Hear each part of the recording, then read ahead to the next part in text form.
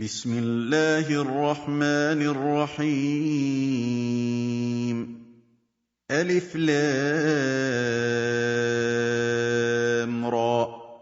تلك آيات الكتاب المبين إنا أنزلناه قرآنا عربيا لعلكم تعقلون نحن نقص عليك أحسن القصص بما أوحينا إليك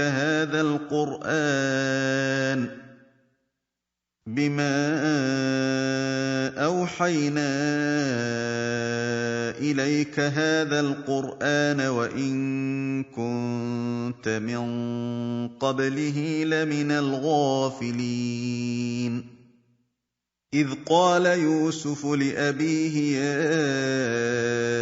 أبت إني رأيت 11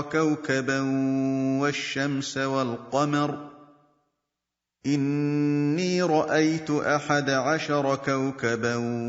والشمس والقمر رأيتهم لي ساجدين قال يا بني لا تقصص رؤياك على إخوتك فيكيدوا لك كيدا إن الشيطان للإنسان عدو مبين وكذلك يجتبيك ربك ويعلمك من تأويل الأحاديث ويتم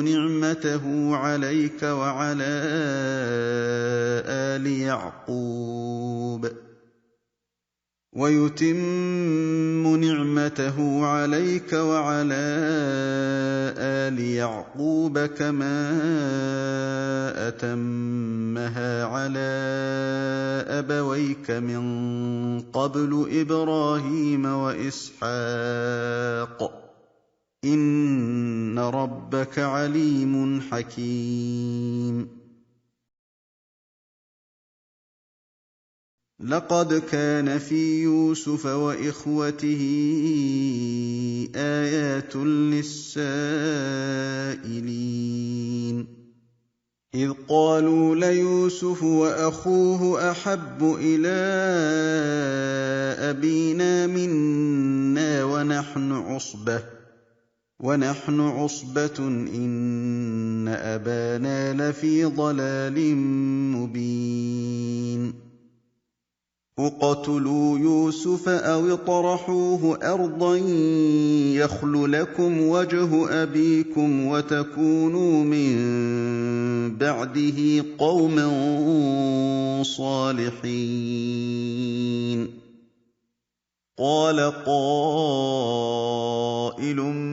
منهم لا تقتلوا يوسف وألقوه في غيابة الجب يلتقطه بعض السيارة إن كنتم فاعلين قالوا يا أبانا ما لك لا تأمننا على يوسف وإنا له لناصحون أرسله معنا غدا يرتع ويلعب وإنا له لحافظون قال إني ليحزنني أن تذهبوا به وأخاف أن يأكله الذئب وأنتم عنه غافلون قالوا لئن أكله الذئب ونحن عصبة إنا إذا لخاسرون فلما ذهبوا به وأجمعوا أن يجعلوه في غيابة الجب وأوحينا إليه لتنبئنهم بأمرهم هذا وهم لا يشعرون وجاءوا أباهم عشاء يبكون قَالُوا يَا أَبَانَا إِنَّا ذَهَبْنَا نَسْتَبِقُ وَتَرَكْنَا يُوسُفَ عِندَ مَتَاعِنَا فَأَكَلَهُ الذِّئْبُ وَمَا أَنتَ بِمُؤْمِنٍ لَّنَا وَلَوْ كُنَّا صَادِقِينَ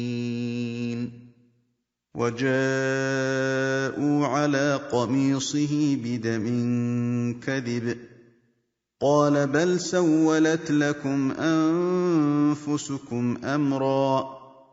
فَصَبْرٌ جَمِيلٌ وَاللَّهُ الْمُسْتَعَانُ عَلَىٰ مَا تَصِفُونَ وَجَاءَتْ سَيَّارَةٌ فَأَرْسَلُوا وَارِدَهُمْ فَأَدْلَىٰ دَلْوَهُ قَالَ يَا بُشْرَىٰ هَٰذَا غُلَامٌ ۚ وَأَسَرُّوهُ بِضَاعَةً ۚ وَاللَّهُ عَلِيمٌ بِمَا يَعْمَلُونَ وَشَرَوْهُ بِثَمَنٍ بَخْسٍ دَرَاهِمَ مَعْدُودَةٍ وَكَانُوا فِيهِ مِنَ الزَّاهِدِينَ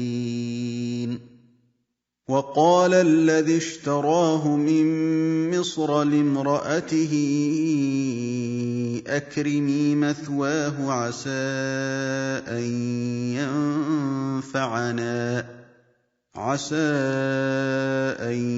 يَنفَعَنَا أَوْ نَتَّخِذَهُ وَلَدًا ۚ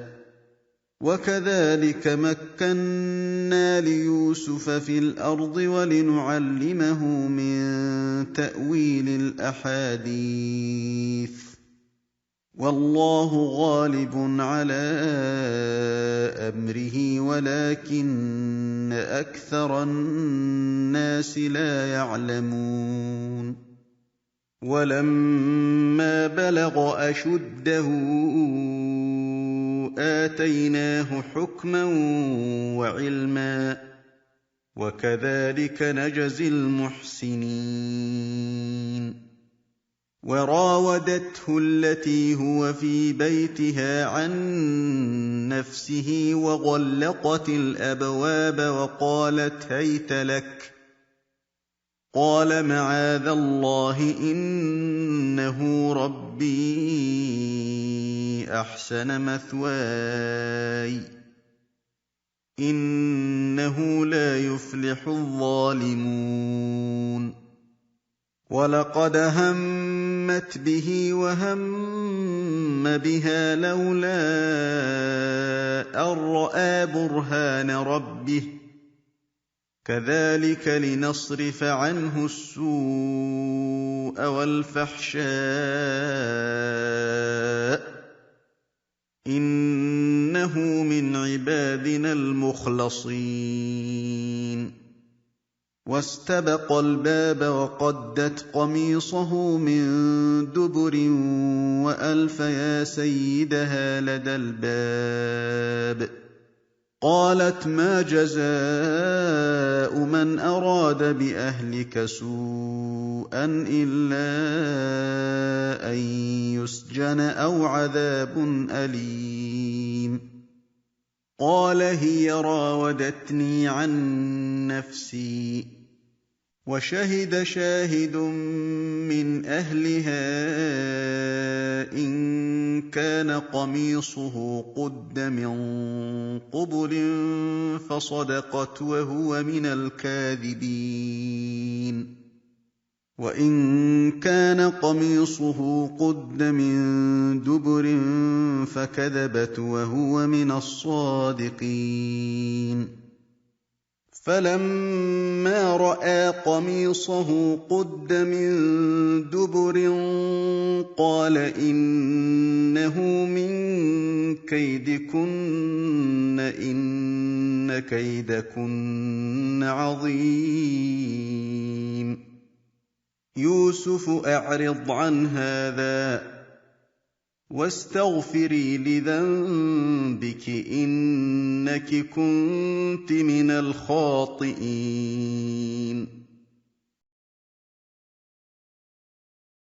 وقال نسوة في المدينة امرأة العزيز تراود فتاها عن نفسه قد شغفها حبا إنا لنراها في ضلال مبين فلما سمعت بمكرهن أرسلت إليهن وأعتدت لهن متكئا وآتت كل واحدة منهن سكينا وقالت اخرج عليهن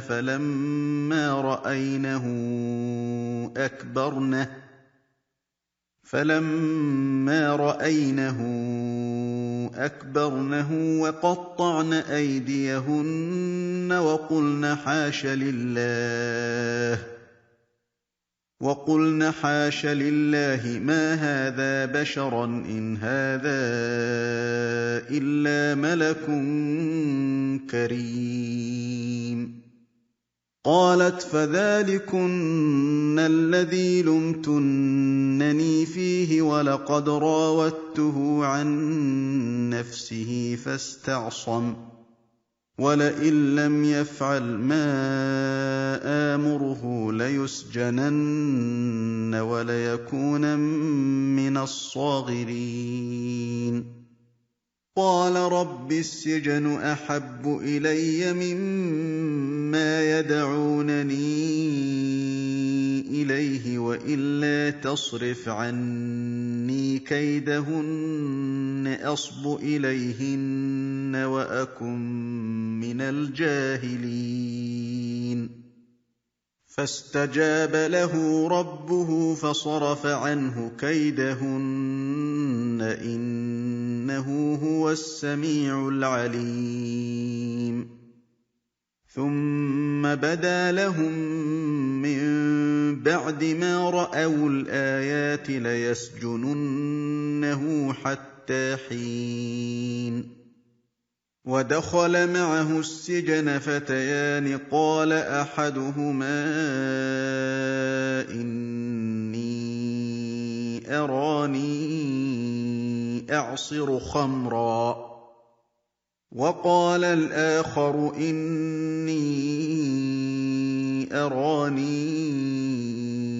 أحمل فوق رأسي خبزا تأكل الطير منه نبئنا بتأويله إنا نراك من المحسنين قال لا يأتيكما طعام ترزقانه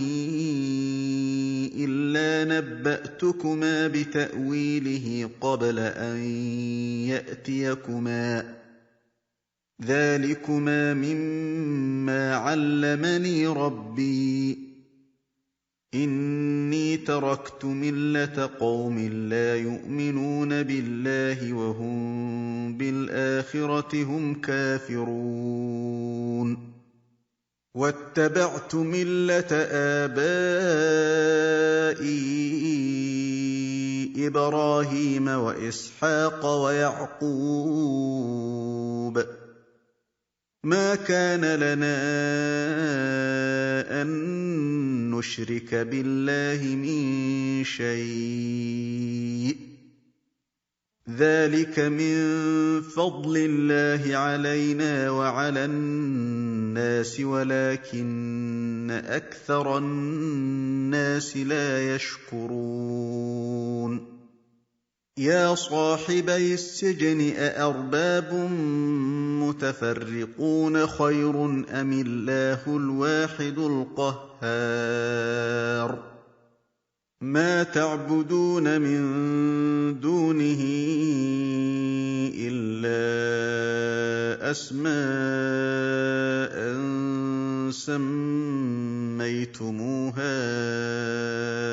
أنتم وآباؤكم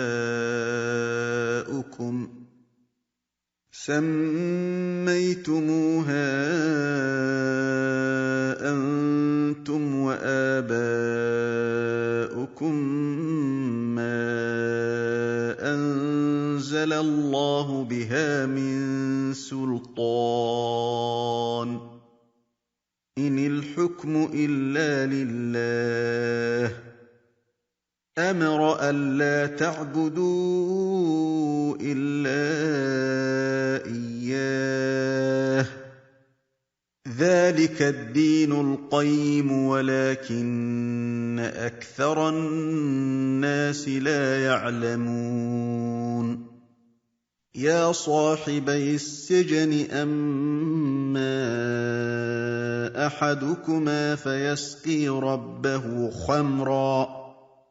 وأما الآخر فيصلب فتأكل الطير من رأسه قضي الأمر الذي فيه تستفتيان وقال للذي ظن أنه ناج منهما اذكرني عند ربك فأنساه الشيطان ذكر ربه فلبث في السجن بضع سنين وقال الملك إني أرى 7 بقرات سمان يأكلهن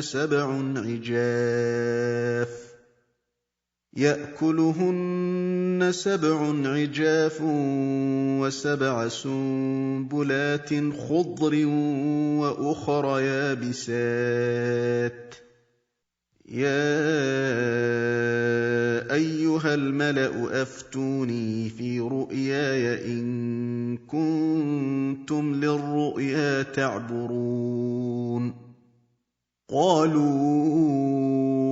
أضغاث أحلام وما نحن بتأويل الأحلام بعالمين وقال الذي نجا منهما وادكر بعد أمة أنا أنبئكم بتأويله فأرسلون يوسف أيها الصديق أفتنا في 7 بقرات سمان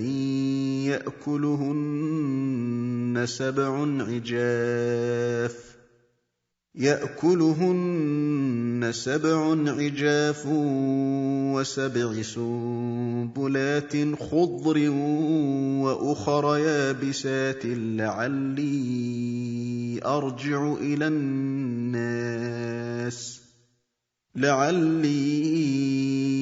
أرجع إلى الناس لعلهم يعلمون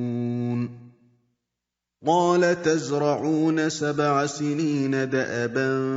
فما حصدتم فذروه في سنبله إلا قليلا مما تأكلون ثم يأتي من بعد ذلك 7 شداد يأكلن ما قدمتم لهن إلا قليلا مما تحصنون ثم يأتي من بعد ذلك عام فيه يغاث الناس وفيه يعصرون وقال الملك ائتوني به فلما جاءه الرسول قال ارجع إلى ربك فاسأله ما بال النسوة اللاتي قطعن أيديهن إن ربي بكيدهن عليم قال ما خطبكن إذ راوتن يوسف عن نفسه قلن حاش لله ما علمنا عليه من سوء قالت امرأة العزيز الآن حصحص الحق أنا راودته عن نفسه وإنه لمن الصادقين ذلك ليعلم أني لم أخنه بالغيب وأن الله لا يهدي كيد الخائنين.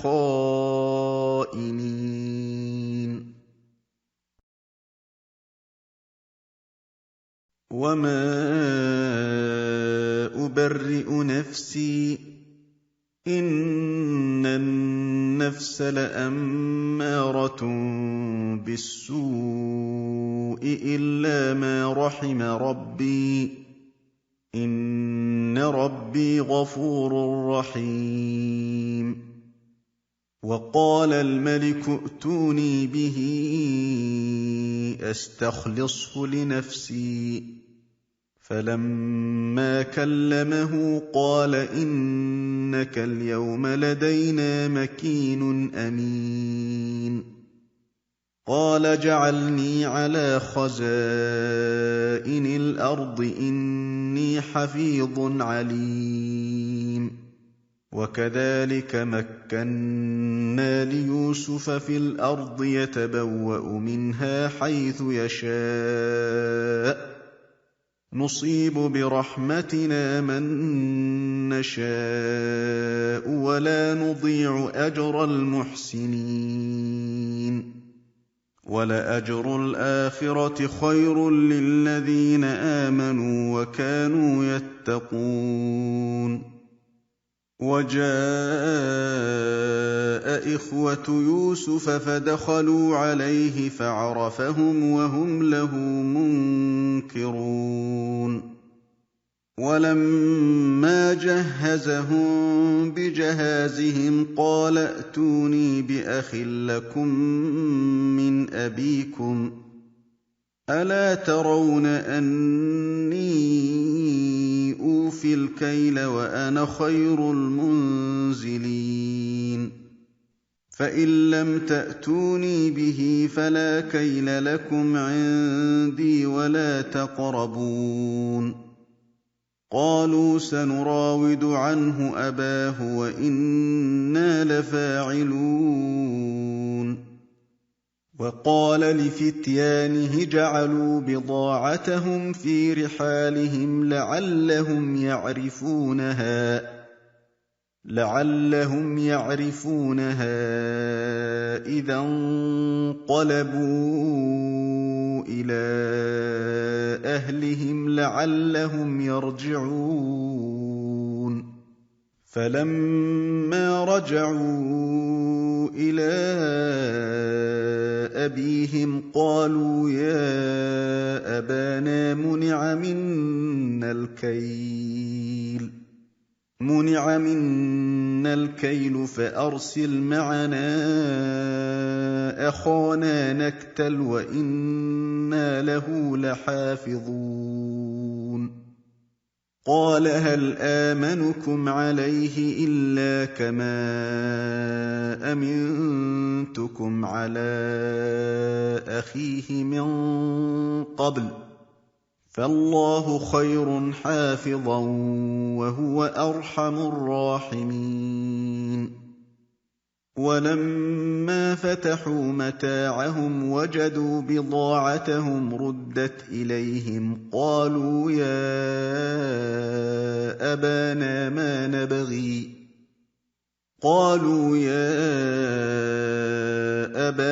ما نبغي هذه بضاعتنا ردت إلينا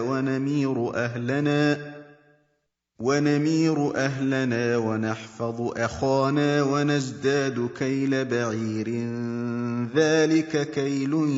يسير. قال لن أرسله معكم حتى تؤتون موثقا من الله لتأتونني به إلا أن يحاط بكم. فلما آتوه موثقهم قال الله على ما نقول وكيل. وقال يا بني لا تدخلوا من باب واحد وادخلوا من أبواب متفرقة وما يغني عنكم من الله من شيء إن الحكم إلا لله عليه توكلت وعليه فليتوكل المتوكلون ولما دخلوا من حيث أمرهم أبوهم ما كان يغني عنهم من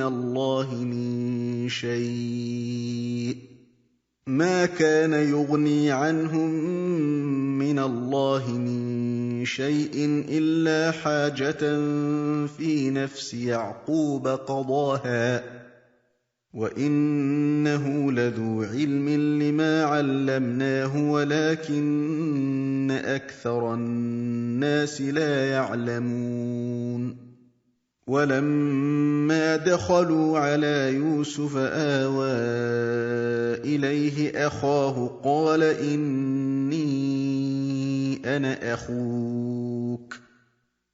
إني أنا أخوك فلا تبتئس بما كانوا يعملون فلما جهزهم بجهازهم جعل السقاية في رحل أخيه ثم أذن مؤذن أيتها العير إنكم لسارقون قالوا وأقبلوا عليهم ماذا تفقدون قالوا نفقد صواع الملك ولمن جاء به حمل بعير وأنا به زعيم قالوا تالله لقد علمتم ما جئنا لنفسد في الأرض وما كنا سارقين قالوا فما جزاؤه إن كنتم كاذبين قالوا جزاؤه من وجد في رحله فهو جزاؤه كذلك نجزي الظالمين فبدأ بأوعيتهم قبل وعاء أخيه ثم استخرجها من وعاء أخيه كذلك كدنا ليوسف ما كان ليأخذ أخاه في دين الملك إلا أن يشاء الله نرفع درجات من نشاء وفوق كل ذي علم عليم قالوا إن يسرق فقد سرق أخ له من قبل فأسرها يوسف في نفسه ولم يبدها لهم قال أنتم شر مكانا والله أعلم بما تصفون قالوا يا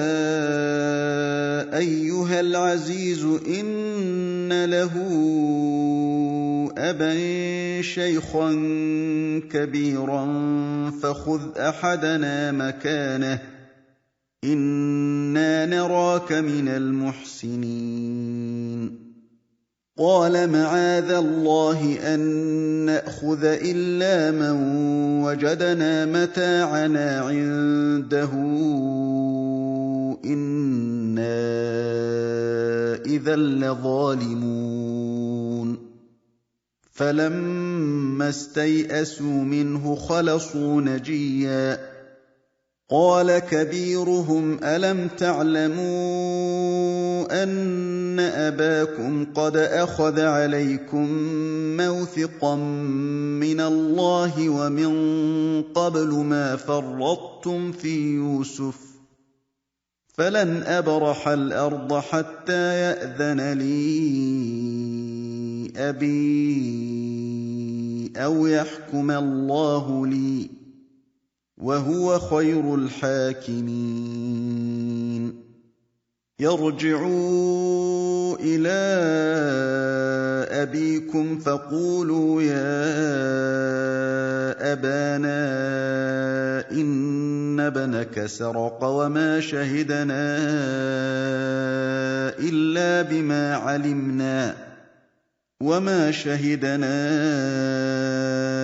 إلا بما علمنا وما كنا للغيب حافظين واسأل القرية التي كنا فيها والعير التي أقبلنا فيها وإنا لصادقون قال بل سولت لكم أنفسكم أمرا فصبر جميل عسى الله أن يأتيني بهم جميعا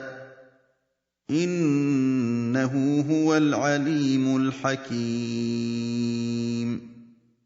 وتولى عنهم وقال يا أسفا على يوسف وابيضت عيناه من الحزن فهو كظيم قالوا تالله تفتأ تذكر يوسف حتى تكون حرضا أو تكون من الهالكين